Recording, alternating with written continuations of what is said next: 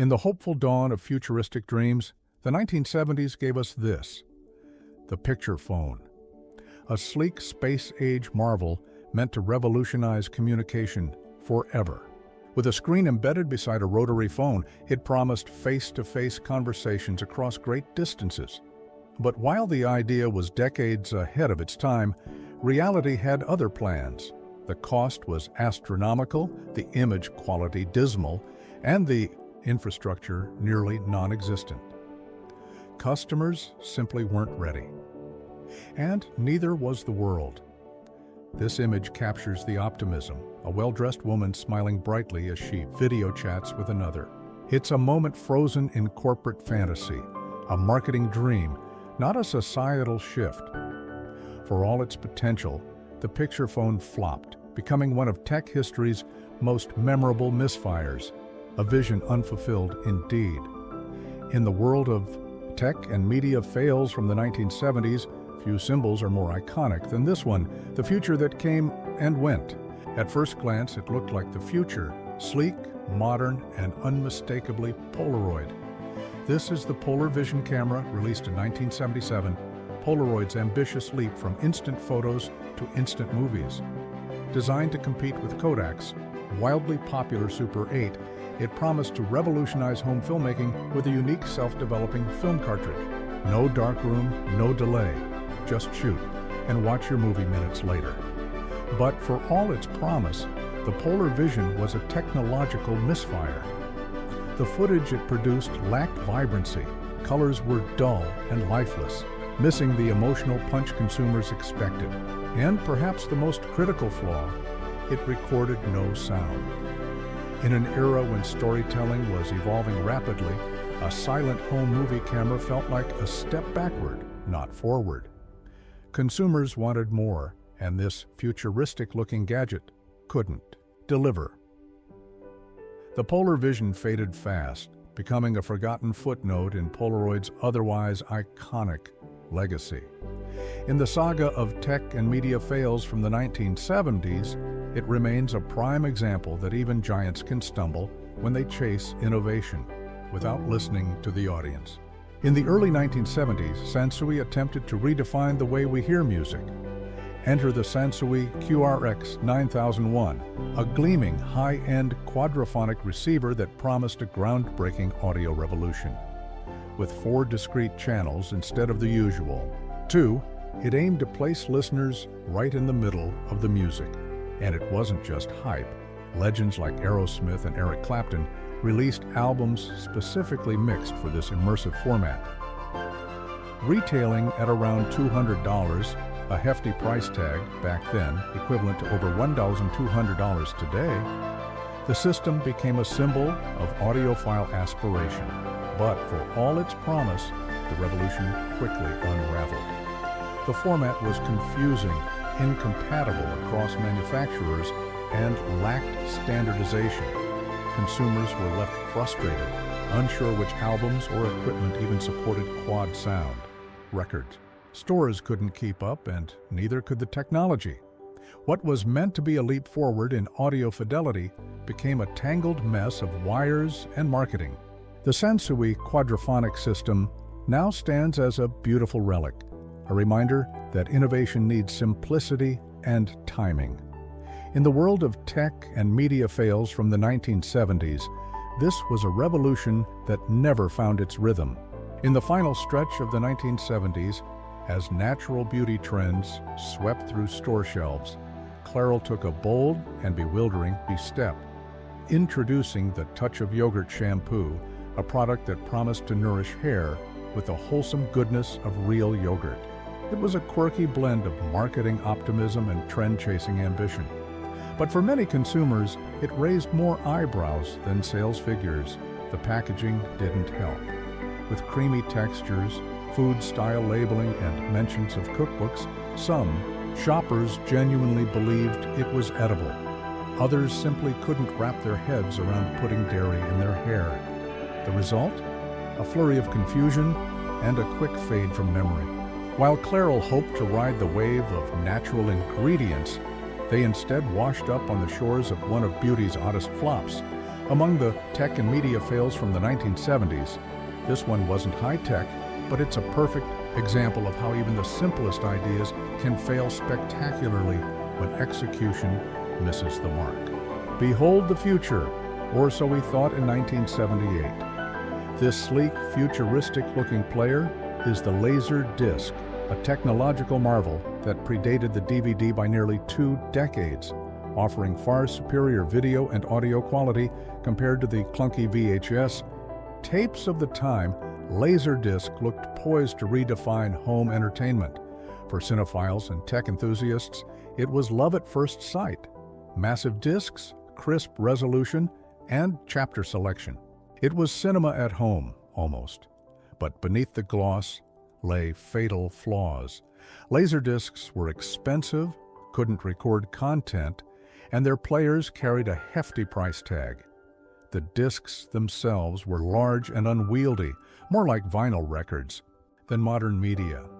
While the format found a cult following, the mainstream stayed away. And when DVDs arrived in the 1990s, smaller, cheaper, and more practical, the Laserdisc was quickly shelved into obscurity. As one of the most iconic entries in the saga of tech and media fails from the 1970s, the Laserdisc reminds us that being first doesn't always mean finishing on top. In 1975, Sony introduced what many believed would become the undisputed king of home video, Betamax. With superior picture quality and a sleek design, this machine looked and sounded like the future. Early adopters loved it, and for a brief moment Betamax held the crown. But behind the polished metal and impressive specs was a critical business misstep that would prove fatal. Sony made a strategic decision, one that would define the outcome of a now legendary format war. Unlike its rival JVC, Sony refused to widely license Betamax technology to other manufacturers. That meant fewer players, fewer tapes, and far less content. Meanwhile, VHS exploded onto the scene, backed by a flood of third-party support and a rapidly expanding library of movies. Consumers chose convenience and accessibility over marginally better quality.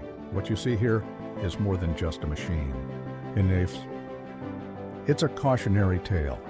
In the grand story of tech and media fails from the 1970s, Betamax is a symbol of how even great technology can lose the race if it's not shared with the world. In 1974, Gerber, the iconic baby food brand, made one of the most puzzling pivots in marketing history.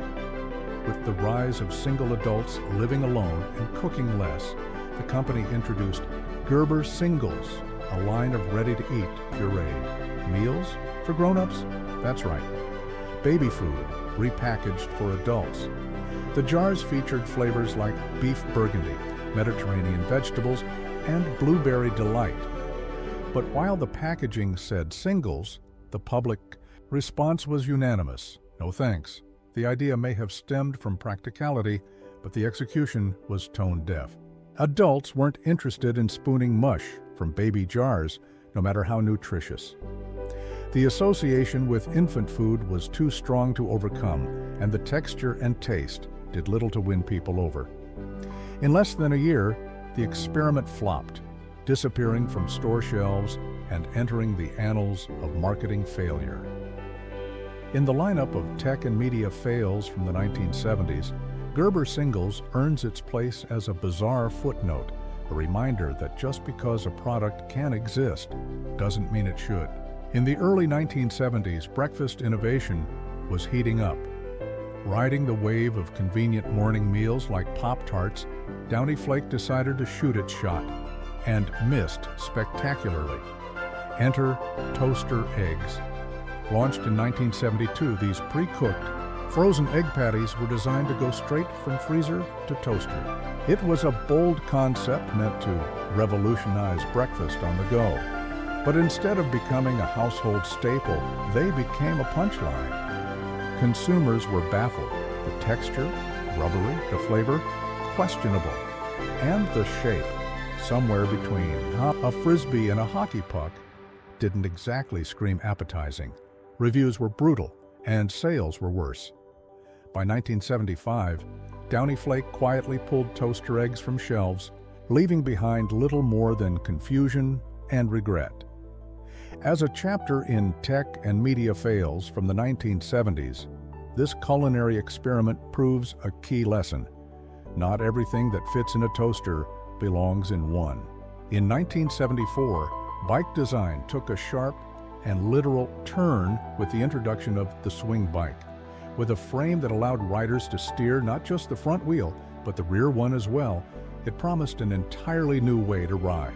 Billed as fun, flashy, and perfect for tricks, the swing bike was meant to be the next big thing in two-wheeled adventure. But what was meant to feel cool and cutting edge quickly veered into unstable territory. The dual steering mechanism made the bike hard to control, especially for kids, its main target audience. Sharp turns, sudden wobbles, and unexpected wipeouts were all too common. Parents raised safety concerns and kids gravitated back to more predictable rides. Despite its bold look and novelty appeal, the swing bike just couldn't gain traction. In the lineup of tech and media fails from the 1970s, the swing bike is a classic example of how innovation without practicality can quickly lose its balance, literally and figuratively. Welcome to the 1970s, golden era of gimmicky fitness fads, and nothing screams miracle solution louder than the infamous Wonder Sauna hot pants. Marketed as a revolutionary way to lose weight without effort, these inflatable, vinyl shorts promise to melt fat away while you relaxed at home, watched TV, or read a magazine. Just zip them up, inflate, and sweat your pounds away. It sounded too good to be true, and of course it was. Despite the flashy ads and enthusiastic models, the public quickly caught on. These pants did little more than make you sweat. Any weight loss was temporary, mostly water weight that returned. By dinner, doctors were skeptical, and consumers were increasingly ridiculing the look, which, let's be honest, wasn't exactly flattering. Within a few short years, the fad deflated faster than the pants themselves. Among the tech and media fails from the 1970s, the sauna hot pants stand tall as a symbol of how desperation and marketing hype often collide, with hilariously padded results.